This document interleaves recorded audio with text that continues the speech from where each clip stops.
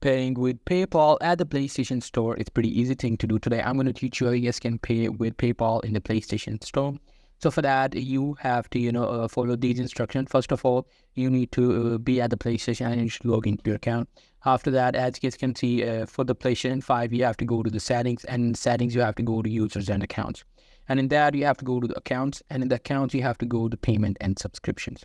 There, you will be able to see an option for payment method. You just have to go to the payment methods, and there you will easily be able to put your PayPal account. You just need to select PayPal, log in with your PayPal, and you will easily be able to, pay with PayPal afterwards. So how you can do that in PS4 now. So the process is much easier in the PS4. You have to go to the settings, you have to go to account management, and in the account management, you have to go to account information. There you have to go to wallet.